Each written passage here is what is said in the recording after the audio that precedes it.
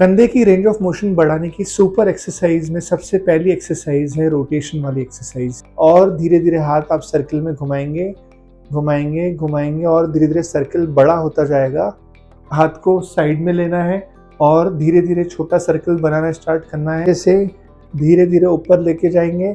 आज हम बात करेंगे फ्रोजन शोल्डर, कंधा जाम होने की उन सुपर एक्सरसाइजेस के बारे में जो आपको घर बैठकर ही कंधे की रेंज ऑफ मोशन मतलब कंधे में दर्द के साथ साथ कंधे के खुलने को भी चालू करना स्टार्ट कर सकती है। फ्रोजन शोल्डर, कंधे का जाम होना एक बहुत आम समस्या है।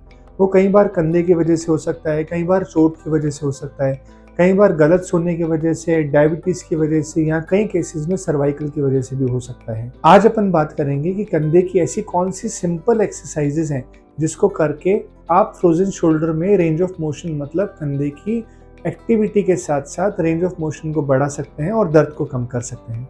कंधे की रेंज ऑफ मोशन बढ़ाने की सुपर एक्सरसाइज में सबसे पहली एक्सरसाइज है रोटेशन वाली एक्सरसाइज। इस रोटेशन वाली एक्सरसाइज को आपको कांच के सामने करना है।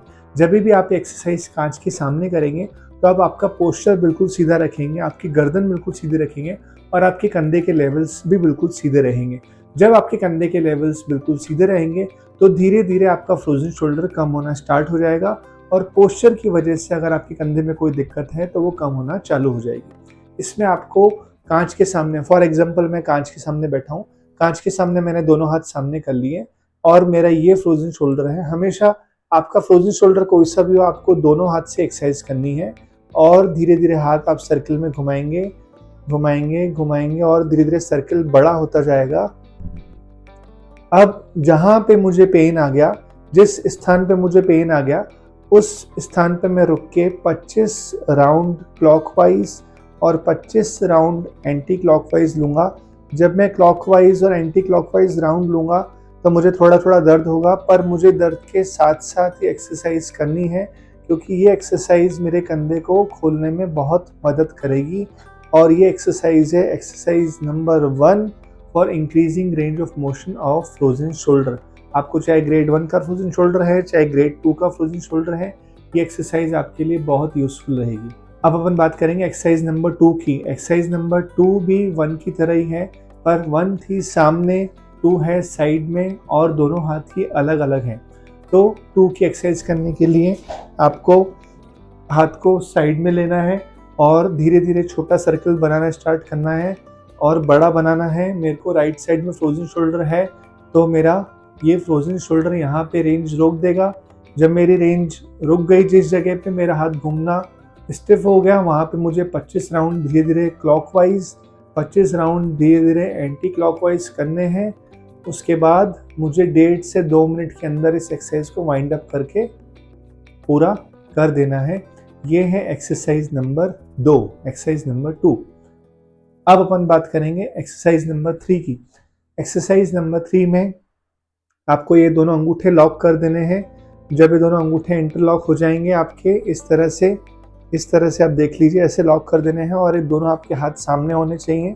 सामने आप मिरर के सामने नीचे से धीरे धीरे ऊपर लेके जाएंगे और आपका कंधा जहाँ रुक गया वहाँ पे दूसरे हाथ के सपोर्ट से इस कंधे को थोड़ा सा और स्ट्रेच करेंगे।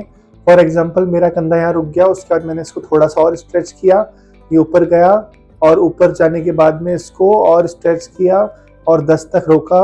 1 2 3 4 5 6 7 8 9 10, फिर इसको धीरे धीरे मैंने नीचे किया। ये है एक्सरसाइज नंबर 3। ये 3 एक्सरसाइजेज आपको इनिशियल स्टेज के फ्रोजन शोल्डर में बहुत चमत्कारिक रूप से लाभ देगी क्योंकि ये exercises range of motion active exercises हैं। इसके अलावा भी बहुत सारे एक्सरसाइजेज हैं फ्रोजन शोल्डर की, वो आप चाहते हैं तो हमारे पुराने वीडियोस में देख सकते हैं। उन एक्सरसाइजेज को करके धीरे धीरे आप फ्रोजन शोल्डर से निजात पा सकते हैं।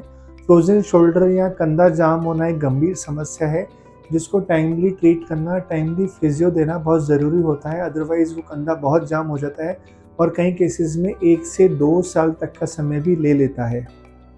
पर आपको डीमोटिवेट होने की बिल्कुल भी आवश्यकता नहीं है।